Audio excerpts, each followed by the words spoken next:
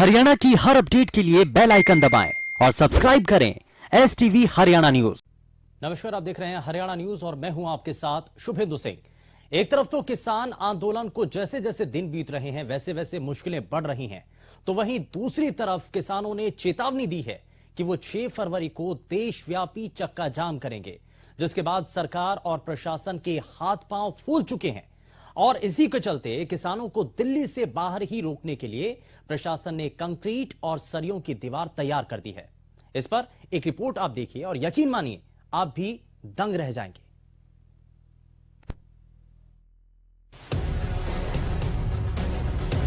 पहले दीवार, फिर जवान, उसके बाद कंक्रीट में दबाए गए नुकीले सरिये की चादर, इसके पीछे बैरिकेड, फिर जवानों का दस्ता और सबसे पीछे खड़े भारी वाहन। ये तैयारी ना तो किसी देश से जंग की है, न ये भारत की कोई सरहद है। ये भारत के अंदर के राज्यों के बीच का बॉर्डर है। एक वो राज्य है जहां किसान खड़े हैं, दूसरा वो राज्य है जहां आने से किसानों को रोकने के लिए पुलिस खड़ी है। किसानों को दिल्ली की सीमाओं तक पहुंचने से रोकने के लिए आंसू गैस के गोले छोड़े गए, सर्द मौसम में पानी की बौछारें फेंकी गई, सड़कों में गड्ढे तक कर दिए गए, लेकिन किसान नहीं रुका, दिल्ली की सीमाओं पर आकर बैठ गया। दिल्ली को हर तरफ से घेर लिया। किसान आंदोलन को 70 दिन होने वाले हैं। किसानों का हौसला देख अब सरकार और प्रशासन के हाथ पैर कांपने लगे हैं। समझ आ चुका है कि ये किसान पीछे हटने वाला तो नहीं है, तो क्यों ना इसे आगे बढ़ने से ही रोका जाए। कुछ नहीं सूझा तो दिल्ली की सीमाओं पर कंक्रीट के अंदर नुकीले सरिये खड़े कर दिए। गाजीपुर की तस्वीर तो आपने देख ही ली थी। जो तस्वीर हम अब आपको दिखा रहे हैं वो टेकरी बॉर्डर की है। यहाँ प्रशासन ने किसानों को रोकने का इंतजाम किया है। किसान अपने ट्रक लेकर आगे ना बढ़ सके, इसके लिए सरियों की दीवार खड़ी कर दी गई ताकि उनके टायरों की हवा निकल जाए। इतना करने पर भी किसानों का कहना है कि वे शांतिपूर्ण तरीके से आंदोलन करते रहेंगे। उन्हें रोकने के कितने ही इंतजाम कर लिए जाएं, लेकिन किसान अगर आगे बढ़ना चाहेगा तो आगे बढ़कर रहेगा। न उसे पहले कोई रोक सका था, न उसे अब कोई रोक सकता है। देखिए, शांतिपूर्वक चलेंगे, सरकार चाहे कुछ भी कर ले। हम पंजाब से निकले थे तो खट्टर सरकार ने कितने खड्डे निकाले थे, ये तो छोटे हैं। हम से कम 10 खड्डे आगे लेके रोड को जो भर के लगे लेके आए हैं। हमारे हरियाणा के भाई हमारे साथ हैं, यूपी हमारे साथ है, सभी स्टेटें जो राजस्थान सारे हमारे साथ है। ये कोई छोटी बड़ी बात नहीं है। इसको भी अगर जरूरत समय पर पड़ेगी तो इसको भी शांतिपूर्वक हम खोल के आगे जाएंगे। सवाल उठ रहा है कि सुरक्षा के ऐसे कड़े इंतजाम क्यों किए जा रहे हैं, वो भी किसानों को रोकने के लिए। उन किसानों को जिनके हाथ में बंदूक नहीं हल होता है। तो बता दें कि किसानों ने 6 फरवरी को चक्का जाम का ऐलान किया है। जो कुछ गणतंत्र दिवस के दौरान हुआ, किसान आंदोलन के बीच दिल्ली में जो हिंसा भड़की, ऐसा फिर न हो, इसके लिए पुख्ता इंतजाम किए गए हैं। हालांकि किसानों का साफ कहना है कि दिल्ली में जो भी हुआ उसके पीछे किसान नहीं सरकार थी। उनका आंदोलन शांतिपूर्ण था और आगे भी शांतिपूर्ण ही रहेगा।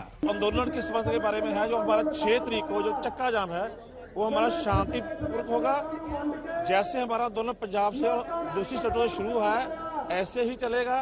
जो हमारा 26 के आंदोलन में सरकार ने गड़बड़ी की है, अपने आदमी जो अपने दिल्ली जैसी भेज के वो आगे सफल हुई है, आगे तक हम इस चीज को सफल नहीं होने देंगे। जो आंदोलन है बिल्कुल शांतिपूर्वक रखेंगे और जो भी होगा वो शांतिपूर्ण रहेगा। जैसे हमने शुरू किया पहले पंजाब से, जैसे पहले शांतिपूर्ण रहा पंजाब में, दिल्ली में भी रहा, और 26 में जो कमी रही है वो अब आगे कमी नहीं आने देंगे। आगे इस तरह को बहुत ध्यान से रखेंगे। तो वही प्रशासन की तरफ से की जा रही इस घेराबंदी पर विपक्ष ने सरकार को ही घेर लिया। आज के दिन जो आप कर रहे हैं ये दुनिया देखेगी, ये इतिहास में लिखा जाएगा कि ऐसी सरकार आई थी दिल्ली पर। दिल्ली में ऐसी सरकार आई थी, ये भारतीय जनता पार्टी की, जिसने हमारे देश के कैपिटल के साथ ऐसा किया, हमारे किसान मजदूर के साथ ऐसा किया।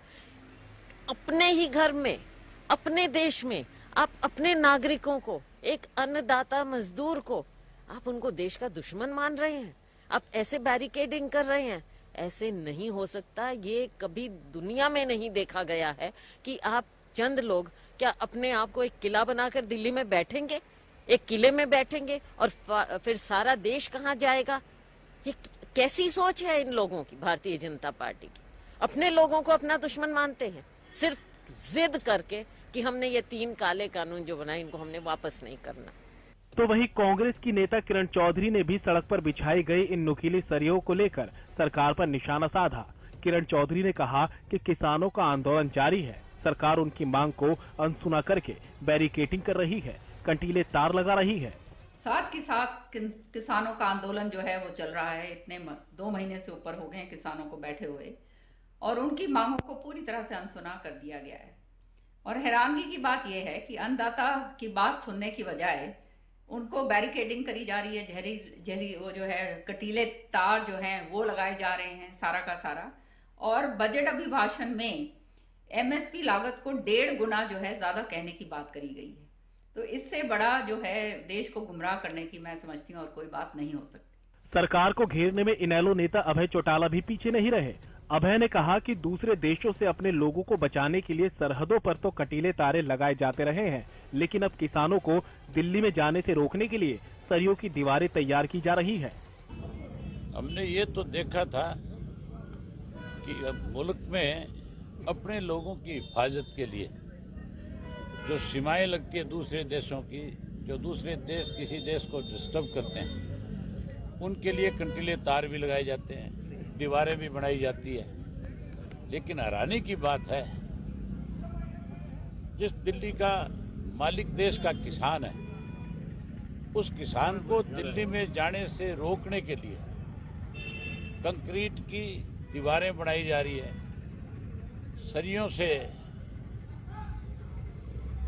बैरिकेड्स बना करके लोगों को रोका जा रहा है जाने से। तो वही किसान आंदोलन के बीच जेजेपी को एक बड़ा झटका लगा है। जेजेपी नेता और जिला अध्यक्ष इंद्रजीत सिंह गोरैया ने किसान समर्थन और कृषि कानूनों के खिलाफ अपने पद और पार्टी से इस्तीफा दे दिया। 14 जनवरी को मैं सारी स्थिति स्पष्ट करने के लिए गया था और उनसे मांग करने गया था कि आप इसके बारे में सख्त स्टैंड लें। कहाँ बातचीत? चंडीगढ़ में। तो वहाँ पे दिग्विजय सिंह भी मिले थे, सरदार निशान सिंह जी भी मिले थे, सबसे मेरी बात हुई थी। मैंने कहा कि हमें किसानों के साथ खड़े होना चाहिए और वो सारे सहमत से मेरी बात है। लेकिन जब दुष्यंत चौटाला जी से मेरी बात शाम को 6 साढ़े 6 बजे हुई तो उन्होंने इस पे मेरे कदम पे सहमति व्यक्त नहीं की। तो उस बात का मुझे मलाल है, क्योंकि हमने 30 साल पार्टी में लगाए हैं। तो आज अगर हम किसानों के साथ नहीं खड़े होते, हमारी तो रोजी रोटी का सवाल है किसान की, और हम खुद किसान हैं। अगर हम अपनी लड़ाई नहीं लड़ सके तो किसी की लड़ाई कैसे लड़ सकते हैं? इसलिए मैंने ये फैसला लिया। इससे पहले भी दिल्ली पुलिस की एक फोटो सोशल मीडिया पर खूब वायरल हुई थी, जिसमें पुलिस स्टील के मोटे रॉड और लोहे के कवच के साथ दिख रही थी। बताया जा रहा था कि ये सब किसानों को रोकने के लिए की गई तैयारियां हैं। हालांकि जैसे ही फोटो वायरल हुआ, पुलिस तुरंत बैकफुट पर आ गई। दिल्ली पुलिस को सफाई भी देनी पड़ी कि सीनियर अधिकारियों को जैसे ही इन हथियारों के बारे में पता चला, वैसे ही स्टील की रॉड और कवच को वापस भेज दिया गया।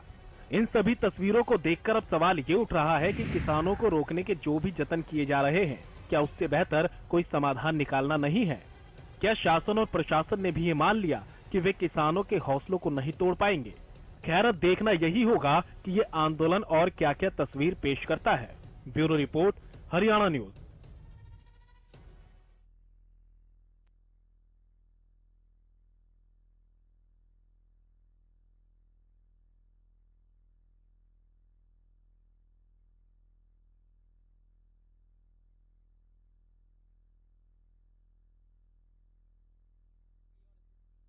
अंदाजा लग चुका है कि आज का विषय क्या है और कैसे किसानों के लिए मुश्किलें अब बढ़ती हुई क्या नजर आ रही हैं।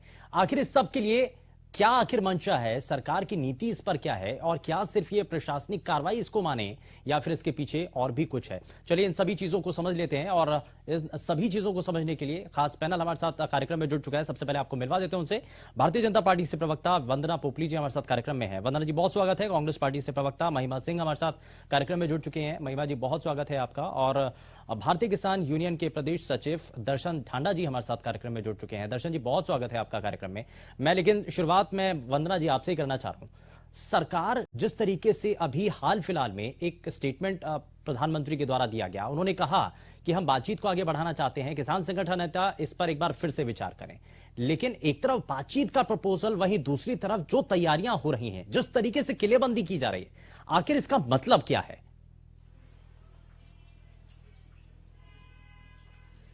देखिए शुभेंदु, 26 जनवरी को जो हुआ वो पूरे देश ने देखा और बहुत दुर्भाग्यपूर्ण था कि जिस तरह से जो लोग हैं दिल्ली में घुसे हथियारों के साथ, और उन्होंने जिस पोल पर प्रधानमंत्री झंडा फहराते, तिरंगा फहराते हैं, वहां पर उन्होंने कोई और झंडा लगाया। इनफैक्ट और कई जगह पर ऐसे थे, अलग अलग तरह के झंडे लगाए गए। हमने ऐसे झंडे भी देखे जो हम शायद बर्दाश्त भी नहीं कर सकते, लेकिन हमने उन झंडों को दिल्ली में देखा। यहाँ पर किलेबंदी पे बार बार एक प्रश्न चिन्ह लगाया जा रहा है। मुझे तो बड़ी हैरानी होती है कि कहीं पर एक स्टैंड तो होना चाहिए। जब हम 26 जनवरी से पहले कहते रहे कि 26 जनवरी को मत जाइए, 25 को चले जाइए, 26 को ट्रैक्टर यात्रा कर लीजिए, 27 को कर लीजिए, तो बड़े रहे कि हम 26 को ही करेंगे। फिर उन्होंने कहा कि हम शांतिपूर्ण तरीके से निकालेंगे और ये भी कहा कि जिम्मेदारी हमारी है। और जब ये सारा तांडव हो रहा था दिल्ली के अंदर, तो एक भी नेता नहीं दिखाई दिया वहां पर, एक भी व्यक्ति उनको संभालने के लिए नहीं था। और जिस तरह से हमारे पुलिस वालों पर बार बार अटैक किया गया, उनको मारा गया, किस तरह से खाई में वो कूदे, आप सबने वो सीन देखे हैं। उसके बाद क्या आप उसका रिपीट टेलीकास्ट चाहते हैं ना? फिर से क्या बोल रहे हैं, 6 फरवरी को फिर से हम दोबारा से एक और कदम की तरफ बढ़ रहे हैं। यहाँ पर किसानों के पीछे जो ताकतें हैं वो पूरे देश के सामने आ चुकी हैं। इस समय देखना पड़ेगा कि हम लोग किसके साथ हैं। हम सिर्फ किसानों की बात कर रहे हैं या दंगाइयों को भी तो देखिए ना कि दंगाई क्या कर रहे हैं। यहाँ पर जिस तरह से तलवारें लेकर घुस गए, फरसे लेकर घुस गए, बर्चियां लेकर घुस गए, पुलिस वालों को मार रहे हैं, बाकी लोगों आपने देखा किस तरह से घोड़ों पर सवार होकर और अटैक कर रहे हैं लगातार तलवार घुमाते हुए। तो वो चीज तो रिपीट टेलीकास्ट नहीं होने दे सकते। लेकिन आप कह रहे हैं कि दंगाई दिल्ली के अंदर दाखिल हुए, लेकिन जहां पर ये बैरिकेटिंग की जा रही है, जहां पर ये सीमेंटेड बैरिकेटिंग हो रही है, आप नुकीले जो वहां पर तार लगाए जा रहे हैं, ये आखिर वो इलाका है जहां पर किसान डटे हुए हैं, जहां पर किसानों का ये आंदोलन हो रहा है। वंदना जी, तो क्या सरकार उनको भी उसी नजरिए से देख रही है क्या? देखिए, क्या आप लोग स्पेसिफाई कर पाए कौन लोग कहां पर हैं? जब मैं अगर बात करूं 26 जनवरी की, हमें क्या कहा गया, किसान आ रहे हैं ट्रैक्टर मार्च लेकर, हमने स्वागत किया, हमने रूट भी दिया और रूट को फॉलो नहीं किया गया। कहा गया कि लाल किले की तरफ बढ़िए, आईटीओ पे किस तरह से हुआ वो सब आपने देखा। तो आप स्पेसिफाई तो नहीं कर पाएंगे ना। हम तो शुरुआत से कहते हैं जो किसान है उनके कंधों पर बंदूक चलाकर कोई और बैठा हुआ है। तो यहाँ पर हमें देखने की आवश्यकता है कि अगर उग्रवादी या उपद्रवी फिर से कुछ ऐसा करने की कोशिश करते हैं तो उसको किसानों के पीछे जो भी ऐसी ताकत है, किलेबंदी तो उनकी होनी चाहिए ना। एक second Shubhendu sir, 10 second Shubhendu, 10 second. जब 26 जनवरी के बाद जितने भी विपक्षी दल हैं, किसान नेता है, सब आगे की सरकार क्या कर रही थी। जब सरकार कुछ कह रही है तो सरकार कर रही है, तो आप कहते हो सरकार क्या कर रही है। मुझे समझ नहीं आता ये दोगला रवैया किस लिए। जब किसान नेता मान रहे थे कि उपद्रवी हैं, दर्शन जी, दिल्ली के अंदर जो कुछ हुआ, दिल्ली के अंदर हिंसा का जो तांडव हुआ, जो प्रकरण हुआ, उसको लेकर के सवाल कई उठे।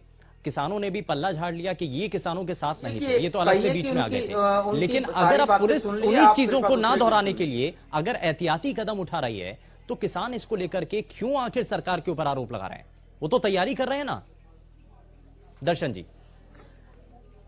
सर, सुबंधु जी, मैं सबसे पहले तो आपको नमस्कार करता हूं और देश की जनता को नमस्कार करता हूं आपके चैनल के माध्यम से। और बहन जी ने जो बातें कही उनका एक एक करके जवाब देता हूं, अगर वो बीच में इंटरप्ट ना करें किसी तरह से। वो हमें जैसे मैंने शांतिपूर्वक बातों को सुना, अगर वो भी सुनने की कृपा करें। जी, पहली बात तो इन्होंने ये कही कि 26 जनवरी के अंदर जो उपद्रवी आए थे किसानों के वेश में, और उन्होंने लाल किले के अंदर जो भी गलत कार्य किया, तो अब ये सरकार मान चुकी है ना। पहले तो हमारे ऊपर आरोप लगा रहे थे कि किसानों ने किया। अब ये तय हो गई ना कि वो किसान नहीं थे। किसानों से किस बात का डर है? अब किसानों को क्यों डरा रहे हो? अब किसानों को क्यों रोक रहे हो? अब ये तो तय हो गया कि किसान ने कुछ गलत नहीं किया। इन्होंने खुद मान लिया है सरकार ने, और पूरा समाज और पूरा विश्व और पूरा हिंदुस्तान ये देख चुका है कि वो किसान नहीं उपद्रवी थे।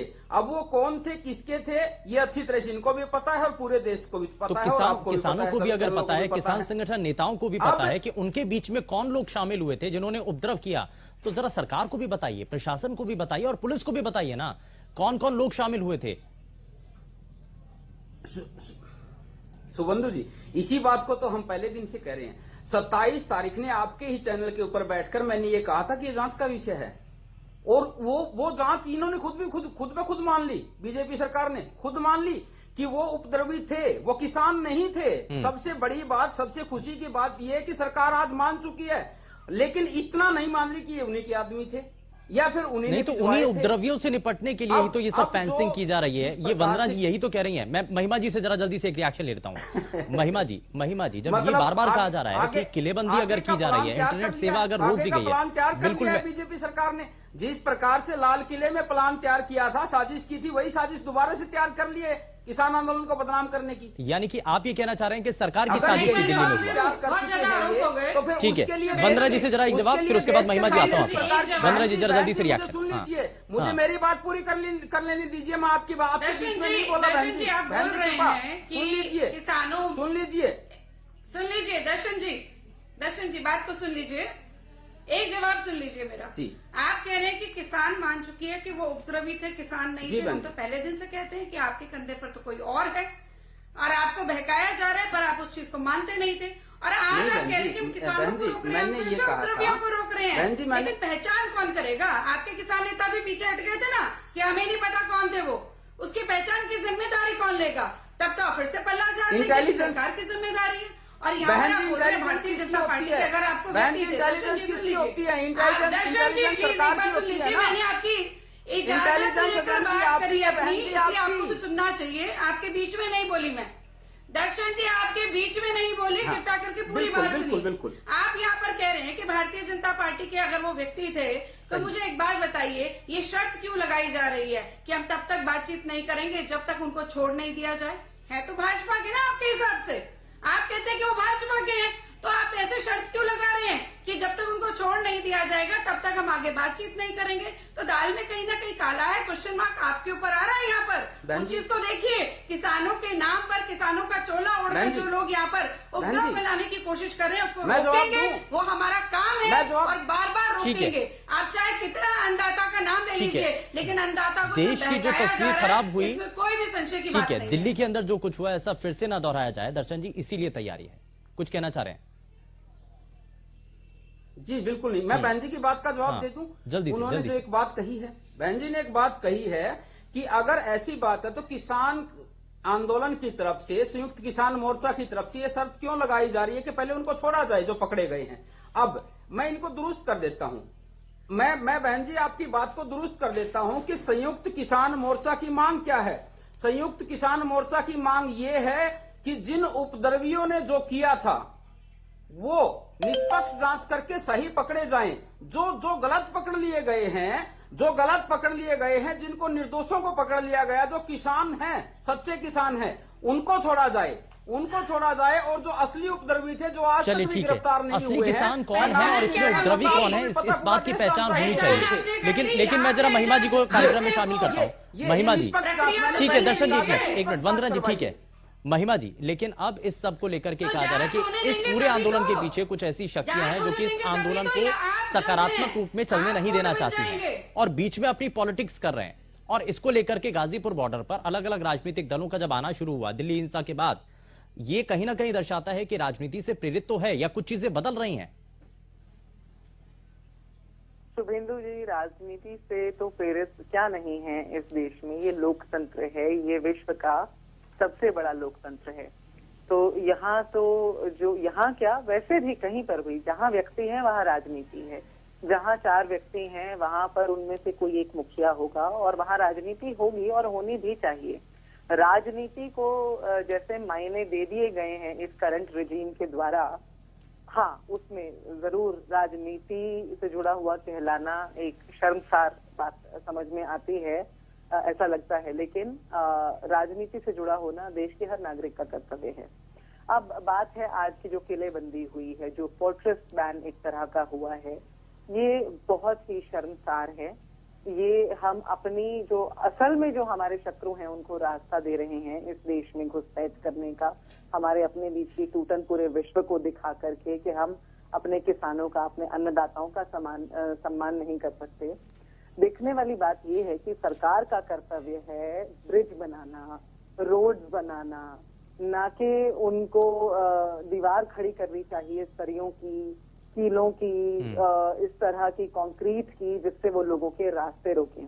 लेकिन ये तो करना ही पड़ेगा, इसके बिना कैसे काम चलेगा। जहां एक तरफ आप पेपरलेस बजट का क्लेम करते हैं कि हम पेपरलेस बजट ला रहे हैं, डिमोनेटाइजेशन करते हुए कहते हैं कि हम डिजिटल इंडिया बना रहे हैं, और फिर एक झटके से कभी कश्मीर का इंटरनेट बंद कर देते हैं, उसे पूरे देश से काट देते हैं, क्योंकि अपनी तानाशाही चलाने के लिए ऐसा करना आवश्यक है। यदि लोग आपस में जुड़े रहेंगे, और आज का दौर इंटरनेट का दौर है, इसमें अगर लोग जुड़े रहेंगे तो मूवमेंट खड़ा हो जाएगा, आंदोलन खड़ा हो ही चुका है, ये और प्रबल हो जाएगा। जो करने की कोशिश सरकार द्वारा 26 जनवरी को की गई, जब पुलिसकर्मी बगल में बैठ के और जिसको खालिस्तान का झंडा कहा गया, निशान साहब का झंडा फहराते हुए नजर आ रहे थे, और पुलिसकर्मी उन वीडियोस में बड़े क्लियरली नजर आ रहे हैं कि वो बैठ करके वहां बड़े आराम से तमाशा देख रहे हैं। तो ऐसे में आप ये समझ लीजिए कि ये सरकार के जो हाथी के दांत हैं वो खाने के और दिखाने के और हैं। ये नहीं, आप ये कहना चाह रहे हैं कि ये पहले से उनको ऑर्डर थे कि वो कुछ ना करें। अब ये तो जो सरकार के प्रतिनिधि बैठे हुए हैं यहाँ या कहीं पर भी, वो ज्यादा इस पर बेहतर टिप्पणी करेंगे कि किसके ऑर्डर्स थे, किसके ऑर्डर्स थे कि जिस रूट को तय किया गया है उससे दूसरे रूट पर हल्के बैरिकेड रखे जाएं, किसानों को उस तरफ आने को उकसाया जाए। ये तो देखिए ये जग जाहिर है, और अब ज्यादा जाहिर हो चुका है। मैं बात कर रही थी, एक तरफ पेपरलेस बजट ला रहे हैं और दूसरी तरफ आप इंटरनेट काट दे रहे हैं। पिछले 3 दिनों में हरियाणा और दिल्ली के हर नागरिक ने कश्मीर की पीड़ा को महसूस किया है, इस बात को महसूस किया है कि कैसा होता है वो दर्द जब आपके ऊपर तानाशाही। उस समय बहुत से लोगों को उस बात का समर्थन देने की शक्ति मिल रही थी, लेकिन आज सभी लोगों की तरफ से ये एक ही बात है कि हाँ, ये तानाशाही की सरकार है। और किसानों ने तो सीधे सीधे आह्वान कर दिया है। नहीं, लेकिन महिमा जी आपको भी तो मौका मिला ना सदन के भीतर आज भी अपनी बात रखने का, लेकिन सिर्फ हंगामा हुआ ना, चर्चा के लिए तो तैयार नहीं हुए। सदन के भीतर हमारे नेताओं ने, विपक्षी दलों ने, सबने मिलकर के आवाज उठाई कि इस पर चर्चा होनी चाहिए, इस पर कृषि मंत्री के द्वारा खुद स्वीकार किया गया कि इस पर आप चर्चा करिए। हाँ, तो वेंकैया नायडू जी ने उसने यही कहा कि आप राष्ट्रपति अभिभाषण पर होने वाली चर्चा में अपनी बात कहें, यहाँ पर ये बात ना कहें। देखिए ये जो शब्द है दोहरी नीति, ये इस सरकार के ऊपर बिल्कुल सटीक बैठता है। चलिए ठीक है, दोहरी नीति आखिर किसकी है, इसको लेकर के भी बात करेंगे। आज जब सड़क पर किसानों के साथ विपक्षी खेमा अगर अपने आप को साथ होने का, इस पूरे आंदोलन को अपना समर्थन देने की बात करता है, तो सदन के भीतर कितनी बात उठी है और दोहरी नीति आखिर है किसकी। छोटा सा ब्रेक, जल्द लौट रहे हैं। ब्रेक के बाद आप सभी का स्वागत है। और किसानों के इस आंदोलन को लेकर के जैसे जैसे दिन बीत रहे हैं वैसे वैसे मुश्किलें भी सामने आ रही हैं, और मौजूदा वक्त में सरकार और प्रशासन की तरफ से जो कदम उठाए गए हैं, सरकार की तरफ से इससे पहले बातचीत का एक न्योता दिया गया और ये कहा गया खुद प्रधानमंत्री के द्वारा कि सरकार का जो प्रस्ताव है उस पर एक बार फिर से किसान संगठन नेता विचार जरूर करे ताकि बातचीत के सिलसिले को आगे बढ़ाया जा सके। लेकिन मौजूदा वक्त में जिस तरीके की बैरिकेडिंग की गई है, जिस तरीके की किलेबंदी की गई है, उसको लेकर के कई सवाल खड़े हो चुके हैं और जरा इसी को लेकर के कई सवाल बन रहे हैं, जरा उसको शामिल कर लेते हैं चर्चा में। और 3 खास मेहमान लगातार हमारे साथ कार्यक्रम में बने हुए हैं। ब्रेक पर जाने से पहले महिमा जी ने कई सवाल उठाए, दोहरी नीति की बात की। वंदना जी, मैं जरा चाहता हूं जल्दी से इस पर जरा आप जवाब दे दीजिए कि दोहरी नीति आखिर है किसकी। ग्राउंड जीरो पर, जमीन पर जब किसानों के इस आंदोलन को अपना एक तरफ समर्थन दिया जाता है तो वहीं संसद में हंगामा होना, क्या आप इस पर कहना चाहते हैं? आपने इसका जवाब दे दिया कि दोहरी नीति कौन अपना रहा है। महिमा जी ने हमें बहुत सारे प्रश्न उठाए, लेकिन अपने ही प्रश्नों में कहीं ना कहीं उलझ गई। उन्होंने कहा कि 26 जनवरी को पुलिस कुछ भी नहीं कर रही थी, हाथ पे हाथ रख के खड़ी थी, और आज वो कह रहे कि किलेबंदी क्यों की। मतलब आप क्या चाहते हैं, ये समझ नहीं आया मुझे। दूसरी तरफ आपके नेता हैं, पंजाब के सीएम हैं, उनका एक बयान मैं आपके लिए पढ़ना चाहूंगी। उन्होंने कहा कि हिंसा के बाद अपनी साख खो चुका है आंदोलन, हिंसा के बाद आंदोलन भटका, इसके पीछे पाकिस्तान की साजिश। आंदोलन में कुछ स्लीपर सेल घुस चुके हैं, उसके बावजूद भी आप लोग उस आंदोलन को सपोर्ट करते हैं। और साथ के साथ वो लोग जिनको हम मानते हैं कि कहीं ना कहीं सीसीटीवी कैमराज में कहीं ना कहीं वो उत्पात मचाते हुए देखे गए, उनको पकड़ा जाता है, तो उसके बाद आप 70 वकीलों की फौज खड़ी कर देते हैं। और वो भी किसके पैसों से? जनता के पैसों से। पंजाब सरकार करेगी। 70 वकीलों की फौज खड़ी कर दी आपने उपद्रवियों को बचाने के लिए। जो सही चेहरा आज दिखाई दे रहा है कांग्रेस का, आपका हाथ दंगाइयों के साथ है, उपद्रवियों के साथ है आपका हाथ। मतलब राजनीति आपके लिए, आप राजनीति में इतना लंबा चौड़ा भाषण दे रही थी ना, तो राजनीति आपके लिए सब कुछ हो गई। देश कुछ नहीं है, देश की जनता कुछ नहीं है, क्या तिरंगा कुछ नहीं है? आज आप यहाँ पर बात कर रहे थे कि एक झंडे को कुछ और बता दिया। हम बोलते हैं कि वहां पर एक धर्म का झंडा था, मेरे लिए बहुत आदरणीय है, लेकिन तिरंगे से ऊपर कुछ नहीं है। और ऐसा नहीं है कि वहां पर और झंडे नहीं दिखाई दिए, जो जिन पर विवाद है वो झंडे भी उस दिल्ली की धरती पर दिखाई दिए। फहराया गया या नहीं गया उसकी बात नहीं कर रही हूं मैं, वहां पे निशान साहब का झंडा फहराया गया था, लेकिन तिरंगा में वहां पर कोई और झंडा, जहां पे तिरंगा फहराया जाता है वहां पर कोई और नहीं फहराया जा सकता, चाहे वो मेरे धर्म का हो, चाहे आपके धर्म का हो, चाहे किसी भी धर्म का हो, क्योंकि सबसे ऊपर तिरंगा है। और आप उन दंगाइयों को बचाने के लिए 70 वकीलों की फौज खड़ी कर रहे हैं। मेरा पैसा है, टैक्स का पैसा है, मेरा पंजाब के लोगों का टैक्स का पैसा है, जो आप दंगाइयों को बचाने के लिए वहां पर लगा रहे हैं। यहाँ पे आप अपना फेस तो क्लियर करिए। महिमा जी जवाब, महिमा जी जवाब, और उसके बाद मैं दर्शन जी आपके पास आता हूं। अब कुछ करते हैं तो उसमें आपको ऑब्जेक्शन हो जाती है। महिमा जी जवाब। एक पॉइंट और रह रहा है, एक पॉइंट और रह रहा है शुभेंदु, वो इम्पोर्टेंट पॉइंट है। बैरिकेड्स की आप बात कर रहे थे ना कि बैरिकेड्स बनाकर उनका रूट भटकाया गया। जब 12 बजे का टाइम था तो 9-10 बजे पहले क्यों एंट्री हो गई? बीएन सिंह कौन है? वो किसान नेता, उन्होंने किस पर आरोप लगाया कि टिकैत अलग रूट चाहते थे, यानी कि कहीं ना कहीं वहीं पर खिचड़ी पकी और वो खिचड़ी आपसे कहीं ना कहीं कनेक्टेड है। मुझे एक बात बताइए, 40 किसान हैं, 40 किसान संगठन जाते हैं, कृषि मंत्री से बात करते हैं, बात करने के बाद वो कहते हैं हमें 48 घंटे चाहिए, 24 घंटे चाहिए, तब जवाब देंगे। अरे वही किसान संगठन है ना, वहीं पर बैठकर डिसाइड क्यों नहीं कर लेते कि हमें थोड़ी सी जगह दे दो, हम यहाँ पे बैठकर फिर आपको डिसाइड करके बता देंगे। हम लगातार प्रस्ताव पे प्रस्ताव रख रहे हैं, लेकिन वहां जाकर किससे बात करने की आवश्यकता वो बात क्लियर दिखाई दे रहा है। ठीक है, कांग्रेस महिमा जी जवाब, महिमा जी जवाब। बहुत आतुर हैं भाजपा की प्रतिनिधि और सुनने को तैयार नहीं है, यही नीति सरकार की दी है। शुभेंदु जी, झंडे की बात पहले करूंगी और उसके बाद बात करूंगी जनता के टैक्स के पैसे की, दोनों का जवाब दूंगी बिल्कुल इत्मीनान से।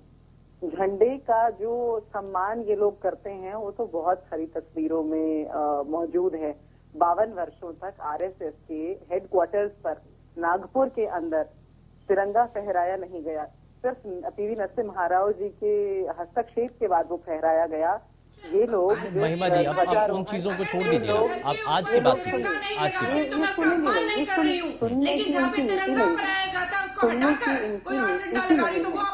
नहीं, एक मिनट, मुद्दे पर रहेंगे, मुद्दे पर रहेंगे। ये नीति है, ये संस्कृति है, ये नीति है, ये आतुरता, एक ही साल में इतनी आतुरता, क्या आपको लगता है तिरंगे का अपमान नहीं हुआ?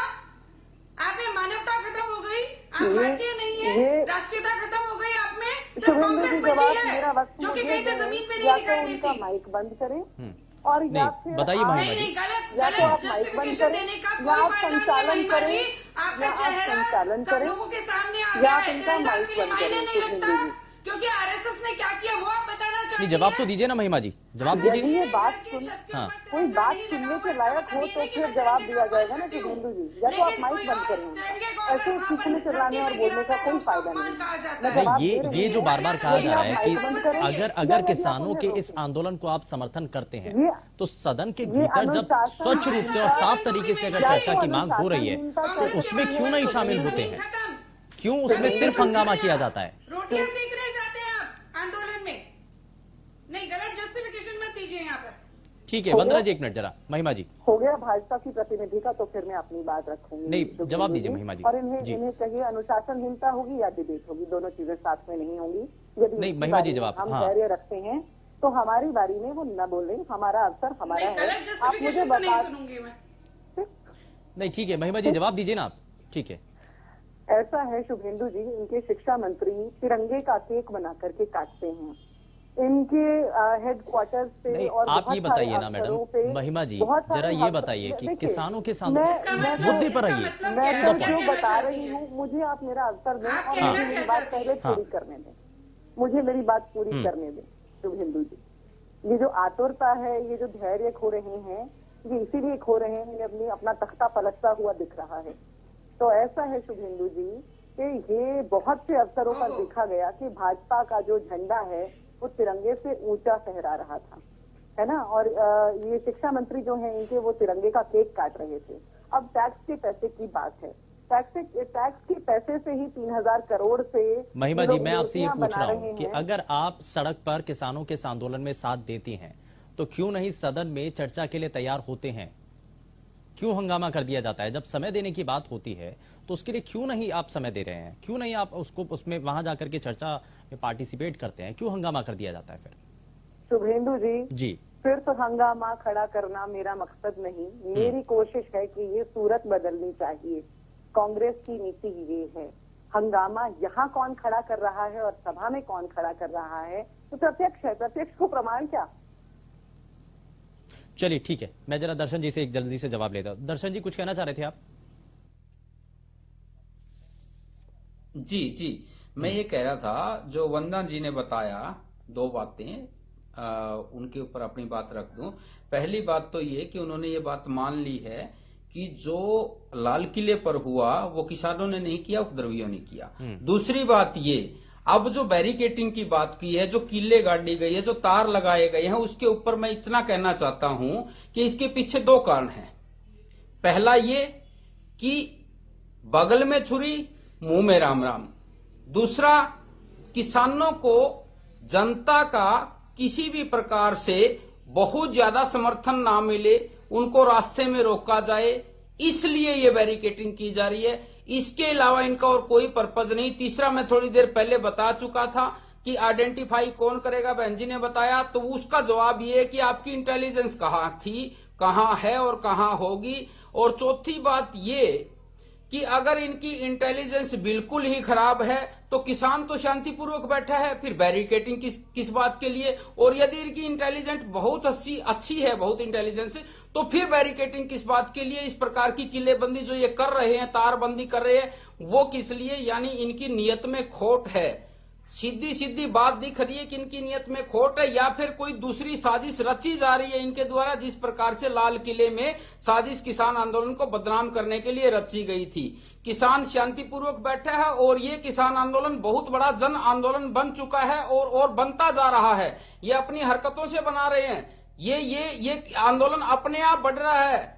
जो ये बढ़ा रहे हैं, जिस प्रकार की हरकतें कर रहे हैं, जितना ये दमनकारी नीति अपनाएगी सरकार, उतना ही आंदोलन बहुत ज्यादा बड़े स्तर पर चला जाएगा। और इस सरकार को बहुत वर्षों तक ये याद रखा जाएगा कि अंग्रेज सरकार से भी खराब सरकार रही, लेकर के बड़ा सवाल उठ रहा है। इनको कीमत इसके चुकानी लिए क्या कोई पड़ेगी, देश इनपुट के मिल रहा सामने है जिस चुकानी आधार पड़ेगी। पर ये बैरिकेटिंग की जा रही है, या अब पूरी तरीके से जो किले में तब्दील कर दिया है, अलग अलग जगहों पर कीलनुमा जो वहां पर फेंसिंग की गई है, ये सब कुछ आखिर किस आधार पर इनपुट्स ऐसे मिल रहे हैं क्या? शुभेंदु, सीधी सी बात है कि यहाँ पर बार बार बोल रहे दर्शन जी कि किसान नहीं थे, उपद्रवी थे। बिल्कुल सही मानती हूँ, किसान ये काम नहीं कर सकता, लेकिन उपद्रवी किसान का चोला जरूर ओढ़ कर आए थे, वो हम सब ने देखा। और एक छोटे से बच्चे को भी इस चीज की समझ आ जाएगी कि अगर 26 जनवरी को ऐसा हो सकता है तो दोबारा भी हो सकता है। और हम ढूंढते तो नहीं रह जाएंगे इसमें उपद्रवी कौन है, किसान कौन है, खालिस्तान का झंडा लेकर कौन घूम रहा है, या भारत का तिरंगा लेकर कौन घूम रहा है। उसके बावजूद भी जिस तरह से झंडे के नीचे मोटे मोटे डंडे लेकर आए और उसी झंडे से मारा गया पुलिस वालों को, तो उसके बाद क्या सुरक्षा की एहतियात बरतना जरूरी नहीं है? आपको, मुझे लगता है किसान नेताओं को मानवता को ध्यान रखते हुए, देश की सुरक्षा को ध्यान रखते हुए, जो कि कांग्रेस से खुद कह रहे हैं, कैप्टन अमरिंदर कह रहे हैं पाकिस्तान का हाथ है इसमें, स्लीपर सेल घुस गए हैं, उसके बावजूद इसको खत्म कर देना चाहिए। सरकार बार बार क्या कह रही है, अगर आपको संशोधन करने हैं संशोधन कर दीजिए। अभी जो है कानून जो है वो अभी उनको होल्ड पे रखा गया है, 2 साल के लिए होल्ड पे रखने को तैयार है, कमेटी में रह के बात कर लीजिए। लेकिन ये जो जिद है वो दिखाई देती है कि किसान नहीं है इसके पीछे। इसके पीछे जो चीजें हैं वो बार बार सामने आ रही हैं, और हम सुरक्षा का ध्यान तो रखेंगे। आप चाहे कितना मर्जी प्रश्न उठा लीजिए, आप कह लीजिए अन्नदाता हैं, हम मानते हैं अन्नदाता है, लेकिन अन्नदाता को बहकाने वाले जो बैठे हैं ना, उनका जो चेहरा है वो सामने आ चुका है। चाहे वो कांग्रेस पार्टी है, चाहे कोई और पार्टी है, या कुछ किसान नेता भी ऐसे हैं शामिल जो खुद उन्होंने कहा था कि टिकैत जो है वो रूट बदलना चाहते थे, उनपे सीधा प्रश्न चिन्ह लगाया था। जब बार बार आप एक नाम बार बार ले रहे हैं वंदना जी, तो क्यों नहीं उनसे पूछताछ की जाती है? क्यों नहीं उनको अगर आपने बैरिकेटिंग की, पूरे आंदोलन को लेकर के आपने सवाल खड़ा कर दिया इस किलेबंदी के जरिए, अगर कोई चिन्हित चेहरा, आप जैसे बार बार नाम ले रही हैं राकेश टिकैत का, तो क्यों नहीं सीधे सीधे उनसे बात की जाती है, क्यों नहीं उनसे पूछा जाता है? मुझे लगता है ये जो लगातार बातचीत का दौर चल रहा था आपके सामने ही है। और कहाँ थे टिकैत साहब 26 जनवरी को? जिम्मेदारी उनकी थी और सबको, आपको मालूम है कि सबको नोटिस भी भेजे गए हैं और एक्शन भी लिया जाएगा। ऐसी बात नहीं कि एक्शन नहीं लिया जाएगा, लेकिन जिसकी जिम्मेदारी बनती थी उसको तो देखना ही पड़ेगा ना कि किस तरह से कहा गया कि अरे यहाँ से लोग नहीं आ रहे, वहां से लोग नहीं आ रहे, बुलाए गए। लेकिन वंदना जी, हरियाणा के अंदर कई जगह ऐसे हैं जहां पर अभी भी इंटरनेट सेवाएं रोकी हुई हैं। ये इस सब के पीछे भी क्या यही इसके पीछे एक मंशा है? बार बार किसानों की तरफ से, वंदना जी, किसानों की तरफ से बार बार एक सवाल उठाया जा रहा है कि ये जो इंटरनेट आप बंद कर रहे हैं, इससे ये आंदोलन कमजोर होने वाला नहीं है। ये बार बार कहा जा रहा है और ये कहा जा रहा है कि इस आंदोलन को कमजोर करने के लिए सब कुछ हो रहा है। इस आंदोलन की हवा निकालने के लिए आपने कीलनुमा यहां पर सड़कों पर ये सरिये लगा रखे हैं, कीलें गाड़ दी गई हैं, लेकिन इस आंदोलन की हवा नहीं निकलेगी, किसान ये बार बार कह रहे हैं। शुभेंदु सिर्फ भ्रमित करने के लिए कह रहे हैं। आंदोलन में तो मुझे लगता है कि सरकार जब हर एक चीज को मान रही है और उसके बावजूद भी आप जिद पर अड़े हुए हैं, तो आंदोलन वाली यहाँ पर बात ही नहीं है। अगर ऐसा होता तो ये बैठकर आराम से बात करते और कहते कि इसको होल्ड पे आप रख रहे हैं तो हम चाहते हैं इसमें और चेंजेस हो सके। हमने सारे चेंजेस की बात मान ली है। आप देखेंगे बजट में मान लिया गया कि एमएसपी जो है वो बनी रहेगी, एपीएमसी मार्केटों को और भी ज्यादा सुदृढ़ कर दिया गया है। उसके बावजूद भी अगर प्रश्न आते, कहां से शुरू हुआ था ये आंदोलन कि एमएसपी छिन जाएगी, हम बोल रहे हैं लिख कर देंगे, बोले मंडियां बंद हो जाएंगी, हम कह रहे हैं वो भी लिख कर दे रहे हैं। और आपको लगता है कि कानून को नहीं मानना, मत मानिए, आप बाहर मत बेचिए ना फसल को, मंडी में बेचिए, अपने आप निरस्त हो जाएंगे। लेकिन जिस तरह से ये बोलना कि हम संशोधन के लिए भी तैयार है, कह रहे संशोधन नहीं करेंगे, हम सिर्फ कानून जब तक खत्म नहीं होंगे तब नहीं मानेंगे। सुप्रीम कोर्ट ने उसको होल्ड पे रख दिया तब भी नहीं मानेंगे। सरकार कह रही है 2 साल के लिए इसको हटा लेते हैं तब भी नहीं मानेंगे। कमेटी में भी बात नहीं करेंगे। अल्टीमेटली बातचीत से ही सॉर्ट आउट होगा, लेकिन जो रियल फेसेस है वो दिख रहे हैं। फिर से क्या विचार होगा? प्रधानमंत्री ने भी एक बार फिर से आह्वान किया किसानों से, संगठन नेताओं से भी, कि आप सरकार के द्वारा दिया गया जो प्रस्ताव था एक बार फिर से विचार करें। उस पर विचार हुआ और इसको लेकर आगे बातचीत के लिए कुछ हो सकता है तय? शुभेंदु जी, ये बात परसों भी पूछी गई थी आपके चैनल के माध्यम से और हमने उसमें कहा था कि जब दोनों पक्ष आमने सामने बैठेंगे, कोई कमेटी बनेगी, उसके बाद ही तो वार्ता शुरू होगी ना। वार्ता के लिए कम से कम एक कॉन्फिडेंशियल माहौल तो बनाया जाता है ना। कॉन्फिडेंशियल माहौल कहां है? एक तरफ तो दमनकारी नीति और दूसरी तरफ कह रहे कि वार्ता करो, तो वार्ता के लिए दोनों पक्षों का समान होना जरूरी होता है ना, एक बात। दूसरी बात शुभेंदु जी, जो बहन जी कह रही है, वंदना जी जो कह रही हैं, अभी थोड़ी देर पहले कहा कि एमएसपी की उन्होंने बात की, तो बहन जी एमएसपी को लेजिस्लेटर नहीं बनाया। किसने करी ये बताइए? बहन जी लेजिस्लेटर नहीं बनाया है। बैठ रहे हैं वंदना बहन जी, सुन लीजिए, आपके अंदर है ना संयम कम है। नहीं ठीक है, देखिए हम सुनते हैं आपको। आप हमारे देश की बहुत ही योग्य बेटी हो, बहन हो, हम सुनते, आप भी सुनिए प्लीज। एमएसपी की बात कही बहन जी ने, एमएसपी की बात की। एमएसपी की हमने जो मांग की थी वो कानूनी अमली जामा पहनाने की बात की थी, वो सरकार ने नहीं की। एपीएमसी की बात की बहन जी ने कि एपीएमसी को वापस नहीं ले रहे। ई-नेम बहन जी, ई-नेम मंडियां, वहां पर कभी भी एमएसपी पे खरीद नहीं होती, डे टू डे मार्केटिंग का सिस्टम होता है, वहां वो खड़ा कर दिया बजट के अंदर। जो साफ दिखा रही है नीति बहन जी सरकार की नीति क्या है? भारतीय जनता पार्टी और सरकार बार-बार ये कह रही है कि एपीएमसी मैं अपनी बात खत्म नहीं होगी, 1 मिनट के अंदर प्राइवेट मंडियां चालू रहेंगी और उसमें सुनिश्चित किया जाएगा अगर उसके अंदर कोई सुधार है, कहीं गुंजाइश है तो उसको इम्प्लीमेंट करने के लिए मैं भी तो यही कह रहा हूं। एक तरफ तो ये कानून है जहां पर ये मंडियां लाने की बात हो रही है, फरी मंडिया यानी टैक्स नहीं, और जहां टैक्स नहीं, इसका अर्थ क्या हुआ कि जहां पर टैक्स लग रहा है वो मंडी तो अपने आप खत्म हो जाएगी ना। नहीं, जो एक प्रपोजल दिया गया था दर्शन जी, उसमें सरकार के द्वारा यह भी बताया गया था, आप जो संशोधन की बात की गई थी उसमें ये बताया गया है कि उन प्राइवेट मंडियों के अंदर भी टैक्स लिया जाएगा। मैं यही कह रहा था कि बगल में छुरी और मुंह में राम राम, दो प्रकार का काम नहीं चलेगा। आज किसान भी समझ चुका है, समाज भी समझ चुका है, छोटे से छोटे वर्ग के मुंह से क्या बात आ रही है। शुभेंदु जी, ये बात साफ झलक रही है और साफ बात आ चुकी है समाज के सामने कि जिस प्रकार से सरकार की नीति चल रही है, जिस प्रकार से इनका नीति चल रही है, जिस प्रकार से इनका मतलब कहते कुछ हैं और करते कुछ हैं, दिखाते कुछ हैं। वो हाथी वाले दांत वाली बात जो बहन जी ने कही थी, महिमा जी ने, वो सत्य सिद्ध हो रही है इनके ऊपर।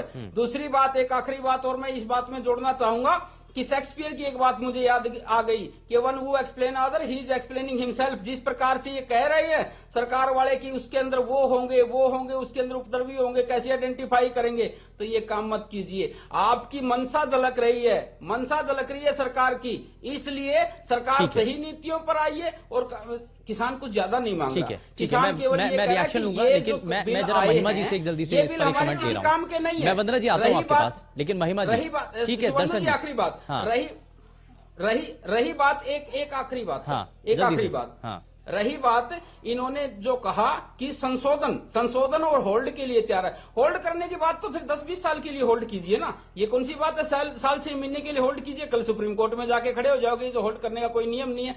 एक आखिरी बात मैं केवल उसमें कहना चाहता हूं, जो इन्होंने कहा था बहन जी ने अभी 2 मिनट पहले जो कहा था कि होल्ड करने की बात है, तो होल्ड करने की बात कहीं से भी सही नहीं है और इस कानून को वापस लीजिए। ठीक है, वापस लेने की मांग है और इसी पर अडिग है किसान। महिमा जी मैं जरा जल्दी से जानना चाह रहा हूं कि सदन के भीतर जब इस विषय पर अगर बातचीत होती है, अगर सरकार की तरफ से स्वीकार किया गया तो चर्चा के लिए क्या शांतिपूर्ण तरीके से अपनी बातों को रखा जाएगा, बिंदु दर बिंदु बताया जाएगा कि कौन कौन से ऐसे पॉइंट्स हैं जो कि इन 3 कानूनों के अंदर खराब है, गलत है। महिमा जी। शुभेंदु जी, कांग्रेस का रवैया, मैं तो देखिए विपक्ष में से जो कांग्रेस दल है उसकी ओर से ही प्रतिनिधित्व कर रही हूँ। कांग्रेस का रवैया तो आपकी डिबेट पर भी साफ है और कांग्रेस का रवैया सदन में भी साफ है। कांग्रेस लोकतंत्र के हित की बात करती है। लोकतंत्र की शत्रुता, लोकतंत्र से शत्रुता यदि किसी की दिखाई दे रही है तो वो इस सरकार की है, जो तानाशाह सरकार है। ये दिखाई दे रहा है कि इनको दीप सिद्धू को गिरफ्तार करना था, मनदीप को गिरफ्तार कर लिया। अर्नब और दीप को छुपा के अपने कस्टडी में रखा हुआ है, कहीं सेफ कस्टडी में। वहां पथराव हुआ बॉर्डर पर आंदोलन के बीच में, पता चला कि वो पीछे उनकी जो पत्नी है वो भाजपा से नेता हैं वहां लोकल। तो ये जो सारे चेहरे सामने आ रहे हैं, इंटरनेट बंद करना पड़ गया इसलिए क्योंकि ऐसी ऐसी चीजें निकल के सामने आएंगी। तो कांग्रेस तो तमाम जो पब्लिक प्लेटफॉर्म्स हैं वहां पर बड़ी बुलंदी से जनता की बात रख रही है, रखेगी। राज्यसभा में जब वोटिंग करने की बात थी कृषि बिलों के ऊपर, उसपे भी कांग्रेस ने वहां पर बार बार बोला ना, इन्होंने हमें वोटिंग करने दी सदन में। ये अध्यादेश लाए हैं गैर कानूनी तरीके से। और अब आप ये बात कर रहे हैं, मैं आपके टिप्पणी का स्वागत करती हूँ शुभेंदु जी, और मैं आशा करती हूँ कि इसी प्रकार से सदन के अंदर जो है चर्चा की बात चली, जैसे लोकतंत्र चलता है। यदि उसी तरह से किया गया होता, एक्सपर्ट की राय लेके, विपक्ष को साथ लेकर के, तो ये आज नौबत ना आती। मैं आशा करती हूँ और ऐसी कामना करती हूँ, कांग्रेस पार्टी करती है कि आने वाले वक्त में हमें ऐसा लोकतांत्रिक रवैया सरकार की तरफ से देखने को मिले और हम अपनी बात कहें, वो उसका सम्मान करें। जैसे इस डिबेट पर उनकी प्रतिनिधि अपना रवैया दिखा रही है, वैसा रवैया ना दिखाएं। ठीक है, वंदना जी, मैं अब ये जानना चाह रहा हूँ और हरियाणा के लोग भी ये जानना चाहते हैं कि दिल्ली की सीमाओं पर जो अभी आंदोलन चल रहा है, इंटरनेट बंद है, बैरिकेडिंग अभी भी की गई है। वंदना जी, मैं एक सवाल जोड़ देता हूँ, आप जवाब दीजिएगा, मैं एक सवाल और जोड़ रहा हूँ। तो लोग ये जानना चाह रहे हैं कि आखिर इंटरनेट बंद कब तक, ये जो अव्यवस्थाएं हैं वो कब तक?